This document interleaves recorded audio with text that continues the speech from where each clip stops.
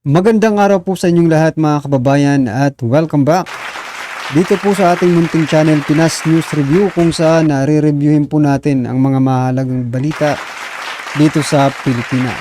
Mga simpleng komento sa mga issue dito sa Pinas. At ito nga mga kababayan, kapapasok lang, matindi ang sinapit, expose na. Nako, Vice President Sara Duterte, Diyos ko, just in, nakakakilabot Kongreso. Yan ang title mga kababayan. Nakakalito po yung title, pero yan po ang bibigyan natin ng opinion at reaksyon mga kababayan. Mula po ito kay Banat Kapanig TV. Nasa description po ang full video link ng video ito. Subscribe na po kayo. At kung bago ka pa lang at di pa po nakapag-subscribe sa ating munting channel, please don't forget to subscribe at i-click na rin po ang bell notification para updated po kayo sa lahat ng ina-uploads nating reaction video. At eto nga mga kababayan, bago po natin muling pakinggan, panoorin at bigyan ng komento ang video ito. Eto si Nery Colmenares mga kababayan, nagpasaring kay Vice President Sara Duterte. At eto rin po, iyan po ay isa sa ating bibigyan ng komento. At eto pa, si Attorney Israelito Torion, may pakiusap, no? Dito kay PNP Chief Marbel, mga kababayan. Kasi tingnan nyo, malalim na po yung kanilang hukay. Gumagawa na po sila ng sarili nilang kuweba, tunnel, mga kababayan, dyan sa KOJC, no? O, yan din po ang ating bibigyan ng opinion mga kababayan. So eto, unahin na po natin itong si Attorney Nery Colmenares, chairperson ng Bayan Muna. Bayan Muna mga kababayan, ibig sabihin kaisa po ito nila Franz Castro sa Makabayan Black, diba? Ito po yung sinasabi niya mga kababayan. We must not let this issue fade into the background. Yan. The misuse of public funds is a betrayal of the people's trust. Talaga ba? And it is imperative that we demand accountability and justice. The Filipino people deserve no less. Tama po kayo. Ano yung mga kababayan? Agree po naman ako sa kay Nery Colmenares. Wala po akong hindi po ako against sa sinasabi niyang kailangan natin mag-demand ng accountability at hustisya, no? But eto may pero mga kabayan. Parang nasa mali kang you are barking in the wrong tree, di ba? Tumatahol ka sa hindi tamang puno. Kasi mga kababayan, kung accountability at justice lang naman ang pag-uusapan, no? Sa administrasyon pong ito, makikita po talaga natin na there's no accountability, di ba? Ito nga lang nangyayari sa Davao City, nagtuturuan na sila naghuhugas kamay na di ba? Justice. Accountability, yung 5,500 flood control projects, 1.4 something billion per day. Per day Nery Colmenares, per day po yung billion. Hindi po yan 11 days na ginastos. Bawat araw gumagastos ng bilyon para sa dyan sa flood control projects na yan mga kababayan. Pero kayo hindi nyo pinuna. Diba? Instead si BP Sara yung tinitira nyo. Kasi ito po mga kababayan, no?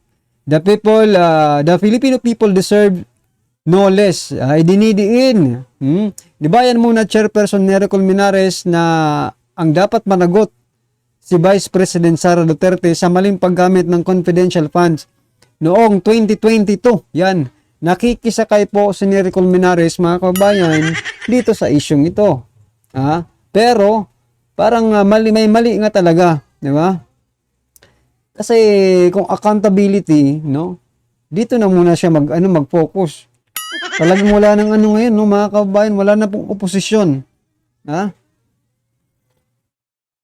Ang tinitira po nila lahat Duterte mga kababayan. There's no such opposition in this administration, no? Kasi itong si Attorney Nery Colmenares, chairperson ng Bayan Muna, opposition nito mga kabayan eh.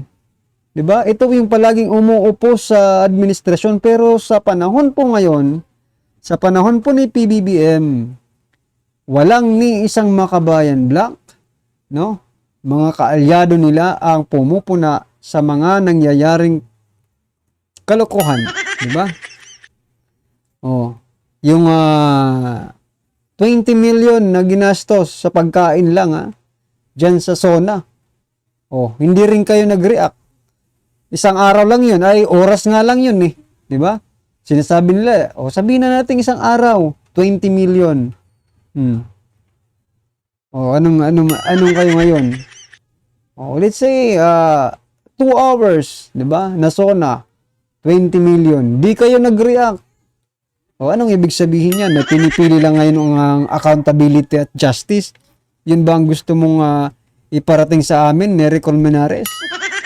Na pinipili na lang ngayon ang pagdedemandahan natin ng accountability at justice. Ako naman.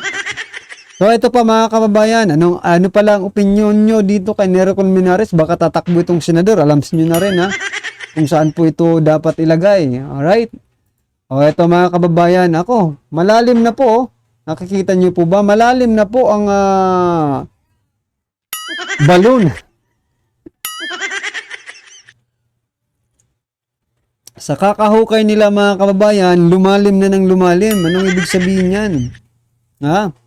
Ito pong sabi ni Attorney Torion, PNP Chief Marbel, please, we need confirmation if this is what you ordered to be done in the basement of our beloved Jose Maria College. Yan, What we can hear is only the sound of the drilling equipments. We need confirmation. Yan. If this is true, kung totoo nga, please allow us access to go into the GMC basement. Kung hindi ito totoo, we would be extremely happy. But if not, please, we demand to stop this drilling act at once. Yan mga kababayan, nagtataka na po sila kung bakit may nagmimina na sa ilalim ng paaralan, no?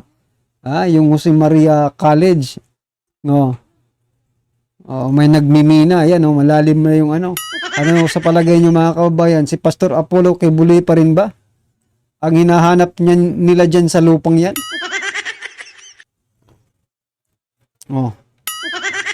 Diba?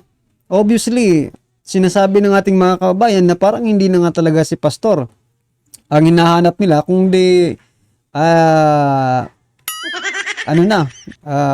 nagti-treasure hunting na po sila.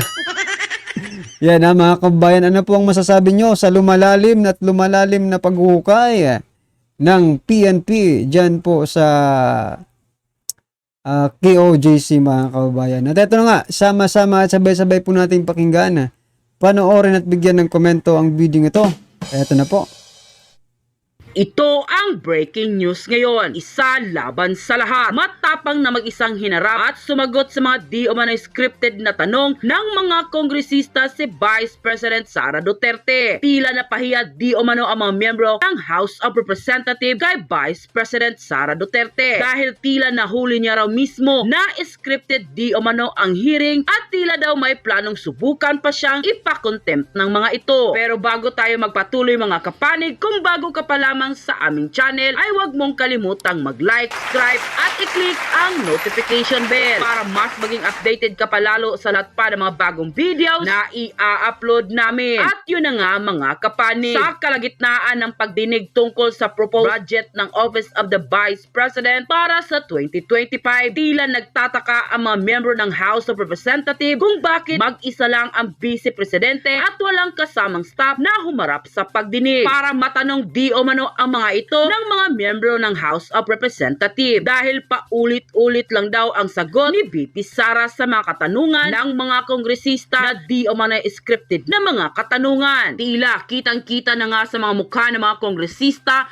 ang inis at stress ng mga ito. Kaya ngayon ay matapang na ibinunyag ng Vice President Sara Duterte kung bakit mag-isa lang itong humarap sa pagdinig. Kaya naman pala hindi niya sinama ang kanyang mga staff at tanging mag-isa lamang siyang humarap dahil mayroon palang di umanong nagtimbre sa kanya at mayroon sa kanyang nagsumbong na ang lahat ng mga tanungan dito sa kongresong ito sa 2025 proposed budget ng Office of the Vice President ay scripted di umano at tila may plano pa ang mga kongresista na i-contempt ang magiging staff na sanay dala ng Vice Presidente Sara Duterte. Kaya napagpasyahan ni VP Sara na mag-isa na lamang itong pumunta at humarap sa budget deliberation ng Office of the Vice President for 2025. At kung sakaling ipapakontempt di umano nila ang mga staff sana nadala ng pangalawang pangulo ay hindi na nila ito magagawa. Mag-isa raw magpapakontempt ang pangalawang pangulo na si Sara Duterte dahil ayon pa sa kanya, I quote, "So I decided I came alone, answer all of it alone so that kung iko-contempt man ninyo ako lang yung papasok doon sa detention at hindi na masali yung ibang tao dito at yung pamilya nila na nag-aantay sa kanila sa mga bahay nila." End quote. Talagang napakatalino di umano ni Vice President Sara dito sa kanyang binunyag na papaano naman kasi ang nakalagay naman pala sa invitation para sa Office of the Vice President ay ang Vice President Sara lamang o ang kanyang autorisadong kawani. Tila hindi raw nag-iisip ang mga kongresista na ito na isahan tuloy kayo ng Vice Presidente. Nang malaman niya na scripted na naman ang kanilang itatanong at tungkol naman ito sa confidential fund. Kaya rito lumabas na di umano ang pagkaagila ng Mindanao na si Vice President Sara Duterte dahil pinaghahandaan niya ang pagdinig na ito. Makikita natin sa budget hearing na ito na talaga di umano nagkabuhol-buhol na ang scripted na gustong mangyari ng mga kongresista dahil di nila akalain na handang-handa na si VP Alam nyo mga kababayan, kung hinayaan lang talaga no, ni Vice President Sara Duterte na kontrolin siya ng mga kongresistang ito. Di ba like for example kay Congressman Abante, no? Na yung gusto lang ni Abante ipasagot kay VP Sara, yes or no. Pero hindi po sinasagot ni VP Sara ng yes or no lang. Kaya yan. Gaya nga po nasabi ko kanina, kung hinayaan lang po ni VP Sara na kontrolin siya ng mga ito, talagang matutupad yung kanilang plano. Di ba? Sinasabi nga ni Kimbo, yan. Na we stick to the plan. Yan mga kababayan. Di na booking nga. Sara na harapin, sagutin at supalpalin ang di umano'y mga tinaguriang bully ng mga kongresista na kapag hindi na isagot or nasagot ng maayos ang mga tanong nila ay agad-agad iko-contempt ka di umano nila. Talagang napaghandaan sila ng Vice Presidente. Stick to the plan pala kayo at hindi stick to the topic ng 2025 proposed budget ng Office of the Vice President. Idinabokya di umano ang mga kongresista sa kanilang mga plano dahil wala nang mako-contempt. Nang lumabas nga ang balitang ito ay umani agad ng samot-saring komento mula sa marami sa ating mga kababayan na kung saan ay di nila mapigilan ng kanilang sarili na maglabas ng kani-kanilang hinaing at komento sa mundo ng social media. And the netizen posted, "I think the Congress will not be able to implement the zero budget as it is only applied to government agency. The Office of the Vice President is not an agency. It is an office under the President. If you do that, it's you like insulted the 30 million who voted to her to Vice Presidency. And remember, Vice President is voted mula Apari hanggang Hulo. Kayo sa distrito nyo lang. Sige, do that. Someone from a comment suggestion to contribute 10 pesos for the OVP to continue its operation. Just start the donation campaign in Philippines. And we will do our part as OFW. I think it's not unconstitutional to donate to the Office of the Vice President. Hindi maharang ng Kongres yan. Ganyan ang tunay na leader. Isasangga ang sarili para protektahan ang mga tauhan. Mabuhay ka po, minamahal namin, Inday. Laban lang po, nandito kami palagi. We love you always. So, ang Vice President ko. Palaban at kung para sa Pilipino, kayang-kaya niyang makipagsabayan sa mga bully na kongreso. Ang mga makakaliwa, akala mo malilinis malinis. Yun pala may convicted at recruiter pa. Nako, ano na nangyari sa mga kongresista na binuto ng Pilipino? Klarong-klaro na nasilaw na sa pira at hindi na maayos ang pagpapatakbo ng mga ito. Kaya naman mga kapwa ko Pilipino, sana'y nasa na nangyayaring ito. Gumising na tayo at huwag nang magpabudol sa susunod na eleksyon. Kita na natin ang mga kurap na nasa gobyerno. Magkaisa na tayo at suportaran ang mga Duterte. Bakit ba kasi si VP Sara lagi ang pinag-iinitan nyo tungkol sa confidential fund? Di ba mayroon din kayo, mahilig kayong mamuklat ng ibang config, tapos sa inyo hindi nyo kayang buksan sa publiko? Tama nga si PRRD noon, buksan ninyo ang issue ng confidential fund, pati na rin ang Kongreso, buksan. Klarong makikita kung sinong nagbubulsa ng pera ng bayan. Nagmamalinis pa ang iba. Kala mo hindi mga kurap. Kahit alisan nyo ng pondo ang Vice President, magsiservisyo yan sa bayan. Subok na yan. Mga buwayan ng pamalaan, itong mga congressman. Halatang talagang gustong pagmukhaing masama ng mga crooks na ito si VP Sara sa mata ng mga Pilipinong nanunood. Masyadong halata ang script nyo. Sino kaya ang direktor nito? Siguradong lugi ang kita sa sinihan kasi mga artista ay mali-mali ang linya. Wag si VP Sara namin. Hindi lang siya basta politiko. Baka nakalimutan nyo, abogado yan. Marunong yan sa pasikot-sikot, natanungan at sagutan. Go Sara, nasa likod mo kaming mga mamamayan. Sikat po si Abante, no? Ang dami po niyang interview session ngayon. Dalawa po yung napanood ng interview niya. Ito po yung kay Esguera. Sabi niya gusto niya i-contempt. Sabi ni BP Sara daw gusto niyang makontempt. Sinasadya niyang makontempt para daw kaawaan ng tao. Talaga? Gusto magmakaawa ni Sara Duterte? Yan mga kababayan, mukhang kayo yata ang nagmamakaawa sa taong bayan. Ha? Kayong mga congressman, isipin nyo si VP Sara, binoto yan ng buong Pilipinas. Ikaw Abante, buong Pilipinas ba? For example na lang Itong si Abante, buong Pilipinas ba ang bumoto sa kanya para siya maging isang congressman? Di ba hindi naman? Diyan lang po sa mga distrito nila. Gaya nga po ng sinasabi kanina, na ang kakapal nga po talaga ng pagmumukha nito Kung sa mandato lang ang pag-uusapan, mas malaki po yung mandato ni VP Sara sa Pilipino. No? Kayo mga gumagawa ka ng batas, pero ang problema naman, hindi kayo sumusunod sa mga batas, di ba? Ito nga ang masakit dyan real talkan lang tayo mga kababayan. Itong mga mambabatas natin mga kababayan, I think, ito opinion ko lang naman to, baka sakaling paras tayo ng opinion, ay gumagawa lang po sila ng mga batas, no? Wherein, na makikinabang sila in the future, or makikinabang yung mga panyera nila in the future, di ba? Or, pwedeng magamit nila, di ba? Agad-agad. Para pagtakpan yung mga alams na, yung mga ginagawa nilang kalokohan. Di ba? Kasi, mga kababayan, no? Hindi po natin na maramdaman na para talaga sila sa mahirap. For example na lang, di ba? Si Senator Chis Escudero, punta muna tayo sa mataas na no? Sa Senado, punta muna tayo sa Senado. Si Escudero, mga kababayan, di ba? Pinagdidiskitahan yung mga holidays. Wherein, nagiging burden, nagiging burden daw ito sa mga employer. Kasi yung double pay na yan. Kita nyo na? Ibig sabihin, hindi kayo talaga para sa mahirap. Para kayo sa mga oligarko. Wherein, gusto nyong mabawasan yung mga holidays. Diyan na nga lang po, medyo masaya ang, di ba, ang mga manggagawa natin kasi double pay. Yan po, ini-example ko lang yan na maaring ganyan din ang mga iniisip ng mga politikong ito. Na makatulong sila sa mga oligarko para pagdating ng panahon, sila naman po ang tulungan. Lalo na pag malapit na po ang eleksyon, di ba? Di ba? Nagkakaanuhan na tuloy.